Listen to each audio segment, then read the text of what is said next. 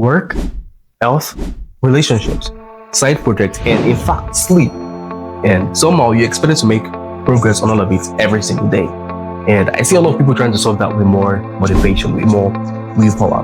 But here's what nobody tells you. You don't have a motivation problem, you have a systems problem. Because goals can point you in a direction, but systems are what repeatedly move you there. Think about that for a second. Every result in your life is the shadow of the system. Your bank accounts, your relationships, your health. And none of those are created by those mere desires. They have been shaped by patterns, by environment, by incentives, by your repeated decisions, whether you design those processes or not. And by the end of this video, you will know how to see the hidden patterns behind the system. Diagnose it to know why you're getting the results, and redesign them so your progress becomes far more predictable. And to understand why that matters, I need to take it to one of the lowest moments of my life.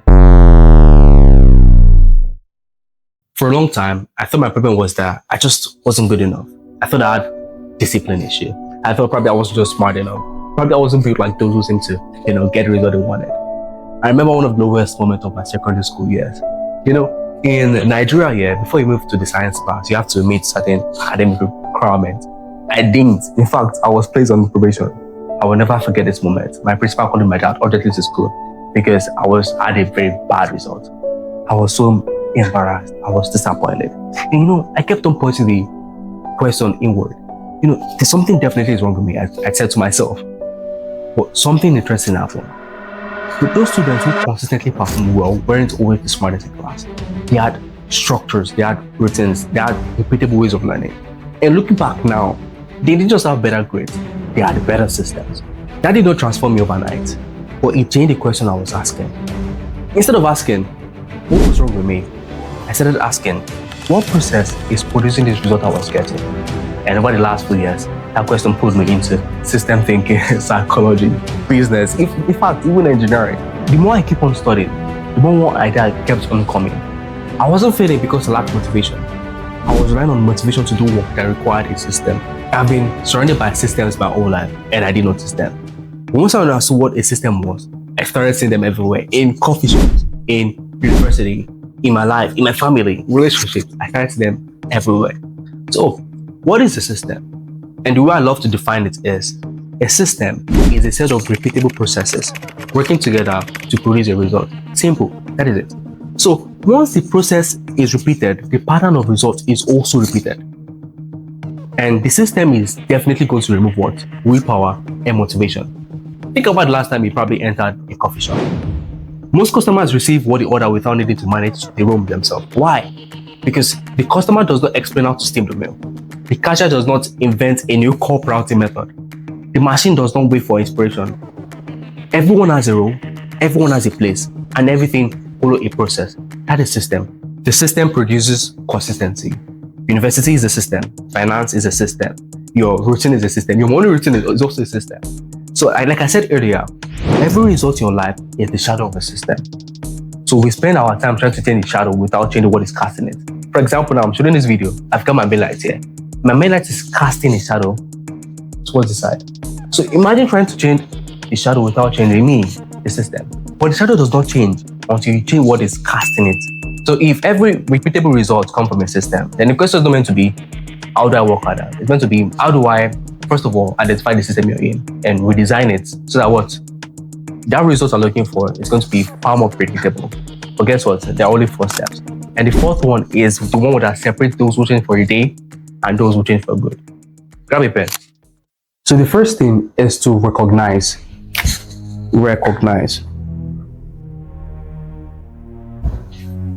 So recognize tells us what system is producing the result we're getting. Simple. What system is producing the result we're getting? You fail to study. What do you blame? Yourself. You miss the gym. What do you blame? Your discipline. In words every time. What if that is not exactly what is happening? Take a look at this. We have systems. We have behavior. And we have results. And you know what's interesting about these 3 is systems shape the behavior. And the behavior shape the result. A lot of people stare at this result and they start blaming themselves. But guess what? We're going to go to the root of the result, which is the systems. Let's say, for example, now you fail to study. You say, oh, I failed to study because I procrastinate. That is not it. Ask yourself, what system is making procrastination the easiest option? Do you see the difference? Rather than blaming yourself, ask yourself, what system is producing this result I'm getting, procrastination? Is it due to the fact that you don't have any fixed study time? You don't, notifications always on? You have to be able to tell what system is producing the result you're getting. Let's say, for example, now, money. The problem could be, I can't save. And you just automatically judge yourself, I'm bad at saving. What if that is wrong? Ask yourself, what system is making overspending the easiest option? Can we say what directing it? A behavior has been shaped here by the systems. The system you think pick subconsciously, definitely. And is birthing the result you're looking for. Ask yourself, what system is birthing this result, overspending? It could be you have your card saved on every application, you have no fixed budgeting, and everything. Now you can see. So don't blame the result. Never blame a result without understanding the underlying systems. So that is it for recognize. The next step is diagnose. Diagnose. Like I said, recognize tells us that what system is producing the result. But now diagnose tells us why. What is driving it? So recognize is going to enable us to identify, why diagnose is going to let us know what is driving it. Why? So let me tell you a story. There's a famous story. I think it's a popular one. There's a famous story just told by an economist. So in India, there was a crazy increment in cobras in New Delhi, and it was really affecting the people of the neighborhood. Then suddenly, officials were worried about the numbers of cobras in the city, so they offered a reward for every dead cobra. They'll be able to bring a dead cobra, and they're going to get a bounty for it. Initially, it worked. The cobras reduced in number, but guess what happened? It multiplied straight away. Because why? People realized that breeding the cobra, rather than killing it, is going to give them more money. The incentive, the reward mechanism. What do you think just happened? Their behavior was shaped into an incentive. Now look at this. We have incentive, then we have behavior, and we have results. See, the best way to change someone's behavior is to change the incentive that is driving them. And one thing about incentive is we have 4 types of incentive. I call it the visa incentive. I call it the visa incentive. The visa incentive, the V is the visible incentive. You know what an incentive? Incentive by reward mechanism that make people take a certain action. It shapes their behavior to take that certain action. The visible incentive, we can say money. Money is an incentive, powerful incentive. We have bonuses. We have prize. We have invisible incentive. What are invisible incentive? How you feel. Your identity, what you think about yourself. And economists call this the identity-based motivation. I'm not going to leave identity here. And what is this S? This S is the social incentive. We have status. Status is part of it. Status. We have attention. And we have the A, which is the avoidance incentive. And this avoidance incentive, what do we have in this incentive? We have, I know, there's this popular word, FOMO. FOMO, fear of missing out. We have fear of rejection also. We have embarrassment and rest. So these are incentives. And guess what? This is part of the reason why social media is really powerful. Because social media combines 4 of these powerful incentives. That's why it is really addictive. It combines, money. You can make money off social media, brand deals and the rest.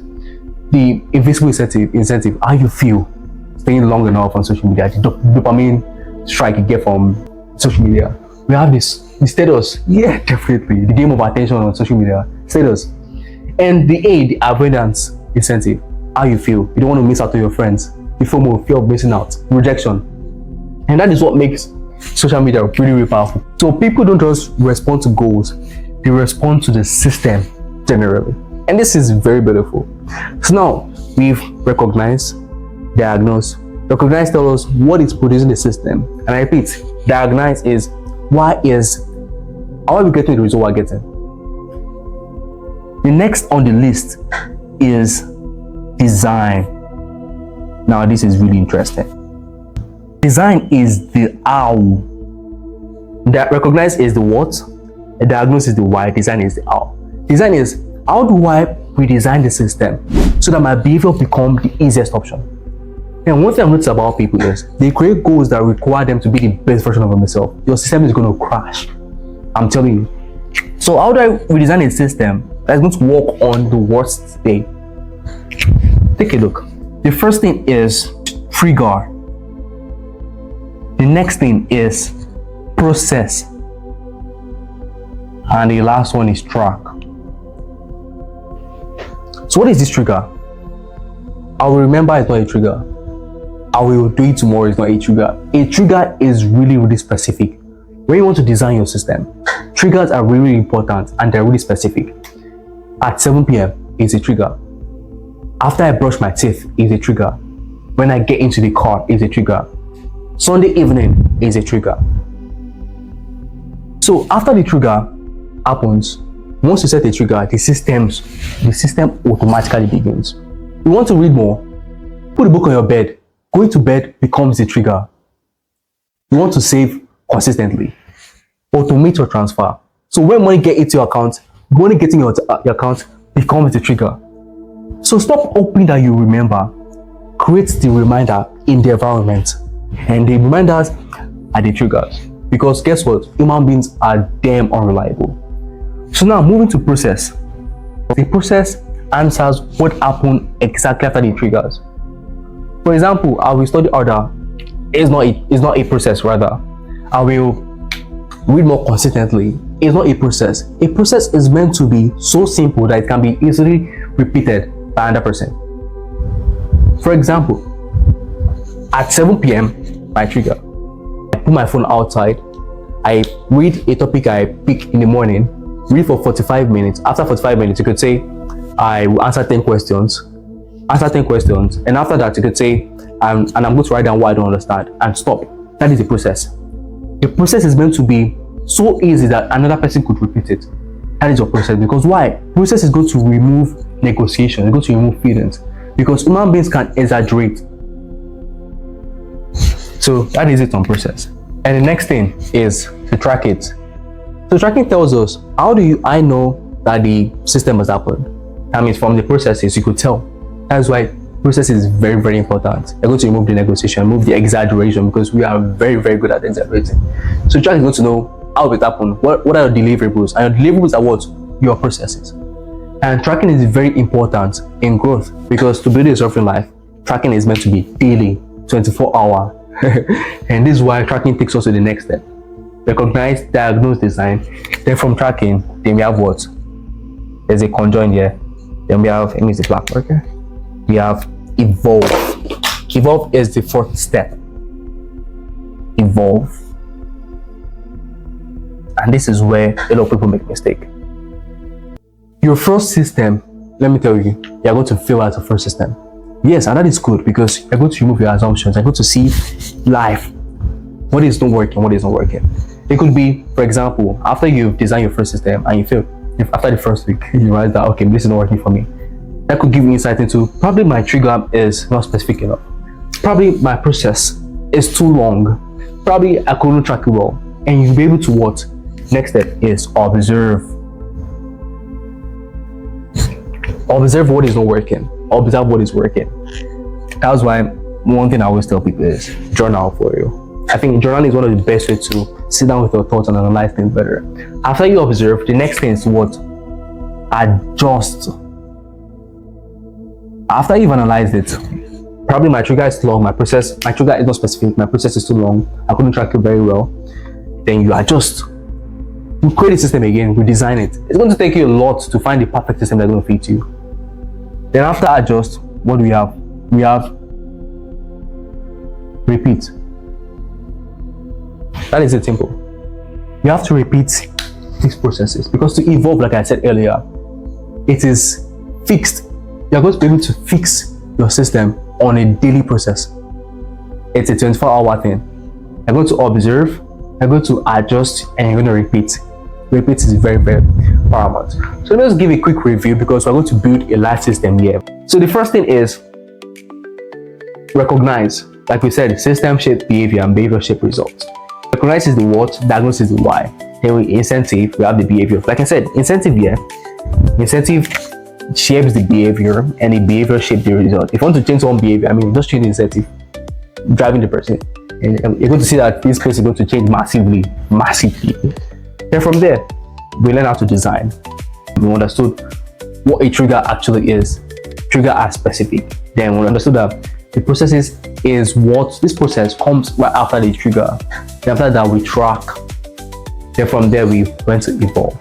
And from evolve, these are those the three factors. You observe, you adjust, and repeat.